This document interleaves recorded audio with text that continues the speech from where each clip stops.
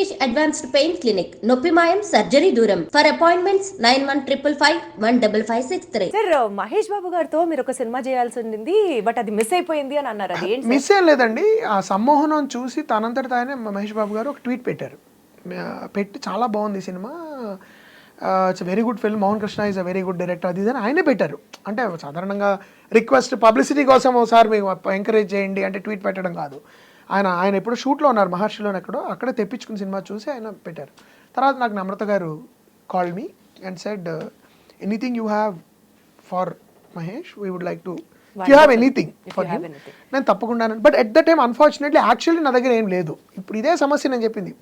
Moment you scale up to a star and వాళ్ళకి ఉన్న following, వాళ్ళకున్న వాళ్ళ మీద జనాలకున్న ఎక్స్పెక్టేషన్స్, బాక్స్ ఆఫీస్ ఎక్స్పెక్టేషన్స్ ఒకవైపు అయితే, ట్రేడ్ ఎక్స్పెక్టేషన్స్, జనాలకి ఎక్స్పెక్టేషన్స్ కొన్ని ఉంటాయి.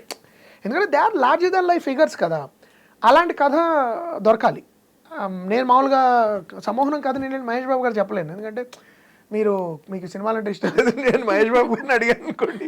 అంటే అదే సార్ మీరు చెప్పారు కదా, మీరు స్టార్ కి కథ రాయరు, కథకి ఏ స్టార్ సూట్ అవుతారో అలాంటి ఒక కథ నాకు చాలా ఇష్టమైన నటుల్లో ఆయన ఒకళ్ళు. సో వెళ్ళాలి ఎప్పుడైనా, తప్పకుండా నేను చెప్పొచ్చేసాను. ఇప్పటివరకు I could not come up with a story. So actually ఈ సంవత్సరంలో I want to write some stories which I can scale up to a star and go and approach them and say if I can do film.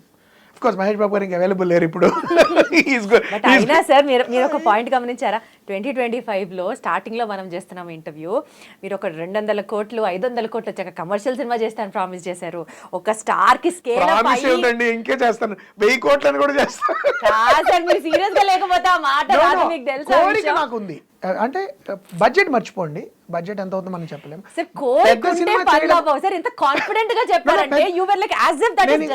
నేను కూడా చెప్పానంటే చాలా మంది కుర్రాళ్ళకు కూడా నేను మీ దీని మాధ్యమంగా చెప్తున్నాను, పెద్ద సినిమా మీరు తీయాలి అంటే పెద్ద సినిమాలు ఆల్రెడీ తీసి ఉండక్కర్లా. చాలామందికి ఒక అపోహ ఉంటుంది. ఇప్పుడు స్పైడర్ మ్యాన్ తీసిన శామ్ రైమీ చిన్న సినిమాలు తీసే వచ్చాడు. ఇప్పుడు మనందరం గొప్పగా చెప్తున్న క్రిస్టఫర్ నోలన్ కూడా చిన్న సినిమాలు తీసుకుని వచ్చాడు. అమేజింగ్ స్పైడర్ మ్యాన్ తీసిన మార్క్ వెబ్ అనే డైరెక్టర్ చిన్న సినిమా 500 Days of Summer అనే లవ్ స్టోరీ తీసి వచ్చాడు. సినిమా క్రాఫ్ట్ మీద గ్రిప్ ఉన్న, కాన్ఫిడెన్స్ ఉన్న కుర్రాళ్ళు ఎవరైనా కూడా పెద్ద సినిమా తీయగలుగుతారు. But you must know your craft. So I want to tell all youngsters, don't think that you can't dream big.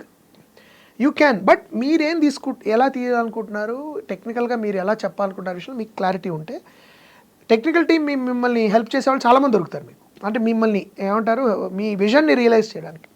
So అలా నాకు కూడా ఒక big scale larger than life cinema తీయడం అనేది ప్రతి ఫిల్మ్ డైరెక్టర్కి డ్రీమ్. అది actually I have a story like that. దానికి ఏంటంటే కరెక్ట్ టైం రావాలి. అది 200 కోట్లు అవుతుందా, 150 అవుతుందా, 300 అవుతుందా, దిగిన తర్వాత కానీ లోతు తెలియదు. బట్ ద క్వశ్చన్ ఈజ్, ఆ డ్రీమ్ అయితే ఉంది నాకు. I want to do. ఏ ఫిల్మ్ మేకర్కైనా లార్జ్ ఆడియన్స్ని ఎంటర్టైన్ చేయడం అంటే ఎంత గొప్ప. అయితే సర్టన్ ఫిల్మ్ మేకింగ్ ప్రిన్సిపల్స్ని, కొన్ని టేస్ట్ని సాక్రిఫైస్ చేయడం నాకు ఇష్టం ఉండదు. దానికి టేస్ట్లెస్గా సినిమా తీయకూడదు డబ్బుల కోసం అని చెప్పి. టేస్ట్ ఉండాలి. అట్లీస్ట్ నాకు నేను జస్టిఫై చేసుకోగలగాలి. ఈ పాత్ర, even if I do a nude scene, I should be able to tell boldly without అది మాసెస్ కోసం తీశానండి వాళ్ళని అలా కాదు, ఇది అవసరం కాబట్టి నేను తీశానని చెప్పగలగాలి. అలాంటి ఒక టేస్ట్ లెస్గా తీయడం నాకు ఇష్టం లేదు. అంటే కమర్షియల్గా ఎలిమెంట్లు పెట్టేస్తే అక్కడ డబ్బులు వస్తాయి, ఇక్కడ డబ్బులు వస్తాయి. మీరు మీలానే సినిమా తీస్తే కూడా నా కళ్ళ ముందర 500 కోట్లు కనిపిస్తాయి కనబడితే అసలు బ్రహ్మాండం. ఎందుకంటే మీకు అంత క్రాఫ్ట్మెన్షిప్ దగ్గర నుంచి, ఆర్ట్ దగ్గర నుంచి మీరు మాట్లాడద్దు. ఇంకా నేను నెక్స్ట్ 500 కోట్ల తర్వాత ఇంటర్వ్యూ అంతే సార్. నెక్స్ట్ 500 కోట్లు మేము ఇద్దరం కలిసి మాట్లాడుతున్నాం, మళ్ళీ ఇంకో ఇంటర్వ్యూ చేస్తున్నాం. అంతే. Wonderful sir. ఈ పర్టికులర్ సినిమాకి, సారంగపాణి జాతకం సినిమాకి కథకి తగ్గట్టుగా కరెక్ట్గా ప్రియదర్శి సెలెక్ట్ అయ్యారు. అంటే he's apt for the role అని మీకు ఎలా అనిపించింది? అది would you have other tried వేరే ఆర్టిస్ట్? నో అనుకున్నాను, ట్రై చేయలేదు, అనుకున్నాను. కానీ దర్శి బలగంలో అతని పర్ఫార్మెన్స్ చూసినా కూడా, లేకపోతే మెయిల్ అన్న సినిమా ఉంది మీకు, ఆహాలో ఉంటుంది, అది చాలా బాగుంటుంది ఆ సినిమా. దానిలో తన ప్రధాన పాత్ర కాదు కానీ ఒక one of the main characters వేసాడు తను. అది of course Mallesham, of course అన్నిటికంటే బిగినింగ్లో పెళ్లి చూపులు, నా సావుని చేస్తా. ముందర నుంచి నేను చాలా వైవిధ్యభరితమైన పాత్రలు చేస్తాడు ఇతను. రెండు ఏంటంటే, ఇతను క్యారెక్టర్స్ చేస్తున్నాడు, లీడ్ రోల్స్ చేస్తున్నాడు, కామెడీ చేస్తున్నాడు, సీరియస్ ఫిల్మ్స్ చేస్తున్నాడు. ఇప్పుడు మంగళవారం లాంటి చాలా సీరియస్ ఫిల్మ్ చేశాడు. మల్లేశం లాంటి ఒక social drama, serious social drama చేశాడు. పెళ్లి చూపులు F2 లాంటి సినిమాల్లో క్యారెక్టర్స్ చేశాడు, కామికల్. మ్యాథ్స్ లెక్చరర్ గా రీసెంట్ గా 35లో మ్యాథ్స్ లెక్చరర్గా చేశాడు. So he is very versatile as an actor. ఇంకోటి, తనకంటే కూడా తన పాత్ర ఎక్కువ కనబడాలని ప్రయత్నించే నటుడు. ముఖ్యంగా సారంగపాణి జాతకంలో అది కావాలి. ఇతను ఒక యాక్టరు, అతనికి ఒక బ్యాగేజీ, అతని మీద జనాలకి ఎక్స్పెక్టేషన్స్, అతనికి ఇమేజ్కి తగినట్టు మనం మార్పులు చేర్పులు చేయాల్సి రావడాలు, ఇవి లేని అవసరం లేని యాక్టర్ ప్రియదర్శి. 2, అదొక మధ్యతరగతి కుర్రాడు. అతను ఎటువంటి యాటిట్యూడు, ఎటువంటి స్వాగ్లు, ఫ్లాంబాయన్స్ ఉండకూడదు అతనికి. He should look real. ఆ విధంగా నాకు చూస్తే ఇతనికంటే బెటర్ నాకు ఎవరు తగలలేదు. And I like him as an actor also, is a wonderful actor. 2, very committed. ఒక్కసారి he believes in something, he just gives it 100% అనమాట. So that is a main reason. 2, నేను సెలెక్ట్ చేస్తున్న మిగతా యాక్టర్లు ఎవరైతే ఉన్నారో వాళ్ళు ఒక్కొక్కళ్ళు దిగ్గజాలు అంటాను చూడండి. ఒక పక్కన వెన్నకిషోర్ ఉంటాడు, భరణి గారు ఉంటారు, నరేష్ గారు ఉంటారు, శ్రీనివాస్ అవసరాల, తర్వాత హర్ష, వీళ్ళందరి మధ్యలో నిలబడగలిగి ఆ టైమింగ్లో నటించగలిగి వాళ్ళతో పాటు పోటీ కలిగే యాక్టర్, పొటెన్షియల్ ఉన్న యాక్టర్ ఉండాలి, టాలెంట్ ఉన్న యాక్టర్. ఇవన్నీ చూస్తే నాకు I thought Darshi was the best. Sir, టాలీవుడ్లో బేసికల్గా రైటర్స్ గురించి if you have to comment something, ఎందుకంటే you are a person who have directive skills along with writing skills.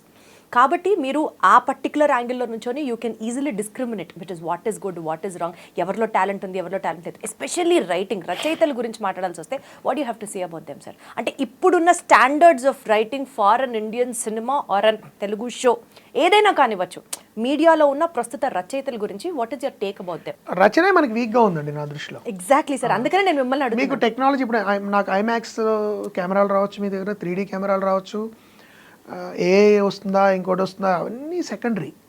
Ultimately it's about what you మీరు కాగితం మీద కలంతో పెన్సిల్తో ఏం పెట్టారు, మీ పాత్రల చిత్రణ ఎలా ఉంది, మీ కథా కథనాలు ఎలా ఉన్నాయి, మీకు ఎక్కడైనా సోషల్ అండర్స్టాండింగ్, అంటే ఇది చాలా డీప్గా వినబడుతుంది మాట, కానీ మన మోస్ట్ ఎంటర్టైనింగ్ ఫిల్మ్స్లో కూడా ఇది ఉంటుంది.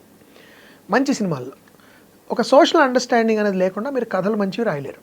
ఓకే, అంటే నేను అసలు నా టైం నా కాంటెక్స్ట్ ఏంటి, నా కాంటెక్స్ట్లో ఏం జరుగుతుంది నా చుట్టుపక్కల, ఇవి లేకుండా మీరు రాయలేరు. ఇంకోటి, ఇప్పుడు ఒక చెడు ట్రెండ్ ఏం స్టార్ట్ అయిందంటే, ఇప్పుడు నేను ఇలా మాట్లాడుతున్నాను అనుకోండి, నువ్వు తీసిన సినిమా ఏంటి పెద్ద నువ్వు ఏం పీకేవని నువ్వు మాకు వచ్చి చెప్తున్నావు అని మాట్లాడేవాళ్ళు కొంతమంది ఉన్నారు. అంటే ఎలా ఆలోచన వచ్చేస్తుందంటే, మీరు ఏదైనా విషయం గురించి మాట్లాడాలంటే మీకు కనీసం 200-300 కోట్ల సినిమా తీయాలి, మీరు 500 కోట్లు అప్పుడు మాట్లాడు, మేము వింటాం. So your success is measured not in your talent or knowledge but in volume of your money, the money your making. ఇంకోటి, కమర్షియల్ సక్సెస్కి టాలెంట్కి ఎక్కువ సంబంధం లేదు. చాలామంది కమర్షియల్ డైరెక్టర్స్ నేను మీకు చూపించగలను. ఇప్పుడు మనం వాళ్ళకి గుర్తు కూడా ఉండరు మనకి, కానీ వాళ్ళు తీసిన సినిమాలు కోట్లు సంపాదించి ఉండొచ్చు. కానీ ఎన్నో ఫ్లాపులు ఇచ్చిన బాపు గారిని ఇప్పటికీ మనం చెప్పుకుంటూ ఉంటాం ఆర్టిస్ట్ అనగానే. అలాగా నేనేమన్నానంటే, రచన మనకి తిరిగి రావాలంటే ఆ విధమైన ఒక కల్చరల్ ఎడ్యుకేషన్ మనకి తగ్గిపోయింది. నా దృష్టిలో 80s, 90s నుంచి, నా జనరేషన్ నుంచి లిటరేచర్ చదవడము, న్యూస్ పేపర్ చదవడం. ఇప్పుడు అసలు న్యూస్ పేపర్ చదవడమే అసలు ఎవడు, మా ఇంటికి ఎవరో చెప్పా ఎన్ని రోజులు న్యూస్ పేపర్ చూసి అంటున్నారు. Everybody is scrolling. అంటే అక్కడ ఉన్నదే కాదు సార్, ఇక్కడ కూడా వచ్చేది.